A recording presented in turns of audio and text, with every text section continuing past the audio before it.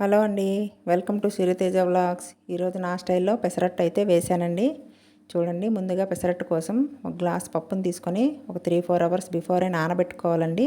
నానబెట్టుకున్న దాన్ని ఒక 3-4 టైమ్స్ వాటర్ వేసి మంచిగా కడిగేసుకోవాలండి. కడుక్కున్న తర్వాత ఆ వాటర్ని అంతా తీసేసి పప్పునంతా డ్రై చేసుకోవాలండి. తర్వాత దాంట్లో కావలసిన పచ్చిమిర్చి, అల్లం, ఉల్లిపాయ ముక్కల్ని తీసి పక్కన పెట్టుకోవాలి. పచ్చిమిర్చిని, అల్లాన్ని కలిపి మిక్సీ పట్టుకోవాలండి.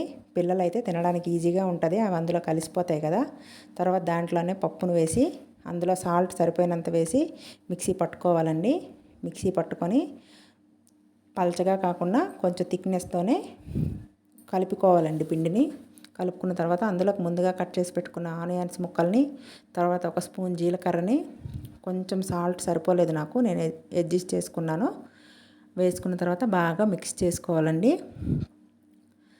తర్వాత స్టవ్ పైన దోశ ప్యాన్ని పెట్టుకొని వేడి చేసుకోవాలండి. ఒక పక్కన దాంట్లో కొంచెం ఆయిల్ వేసి ఈ కలుపుకున్న పిండిని అట్టు మాదిరిగా వేసుకోవాలండి.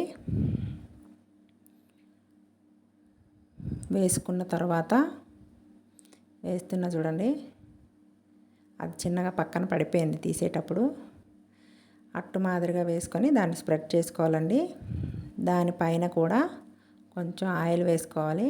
ఆయిల్ వేసుకుంటే లోపల వరకు వెళ్ళి బాగా కాలుతుందనమాట. మంట మీడియం ఫ్లేమ్లో పెట్టుకోవాలండి. మంట హై ఫ్లేమ్లో పెట్టుకోవద్దు, మాడిపోతుంది. అందుకని తర్వాత దాన్ని వన్ సైడ్ తిప్పుకోవాలండి. ఒక సైడ్ కాలిపోయింది కదా, ఇంకో సైడ్ టర్న్ చేసుకోవాలి.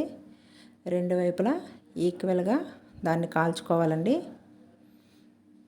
రిటర్న్ చేసినాక కూడా దానిపైన కొంచెం ఆయిల్ వేసుకోవాలండి. ఆయిల్ వేసుకొని రెండు వైపులా ఈక్వల్గా కాల్చుకోవాలి. తర్వాత దాన్ని ఒక ప్లేట్లో తీసుకొని సర్వ్ చేసుకోవాలండి. టేస్ట్ చేయడానికి మా అబ్బాయిని పిలిచాను, టేస్ట్ చూడడానికి వస్తున్నాడు. ఇంకా మిగిలిన పిండిని కూడా సేమ్ అదే మాదిరిగా అట్టు వేసుకోవాలండి. సేమ్ అన్నీ ఇంకా ఫస్ట్ మీకు చూపించిన విధంగా అన్నీ వేసుకోవాలి. వేసుకున్న తర్వాత మళ్ళీ కొంచెం ఆయిల్ వేసి దాన్ని తిప్పుకోవాలి యూటర్న్. అబ్బాయి అయితే వచ్చాడని తినడానికి, వేడిగా ఉంది, అది కాలుతుంది. టేస్ట్ చూసాడండి, చాలా బాగుంది అనిపించింది, చెప్పాడు బాగుందని. అలా మనం ఏదైనా ఇష్టంగా చేసేటప్పుడు పిల్లలు తిని బాగుందని చెప్తే మనకి కూడా మంచిగా ఉంటుంది కదండి. మీరు కూడా ఈ స్టైల్లో ఒకసారి ట్రై చేయండి ఫ్రెండ్స్. ఎలా వచ్చిందో కామెంట్ చేయండి friends. Thank you for watching.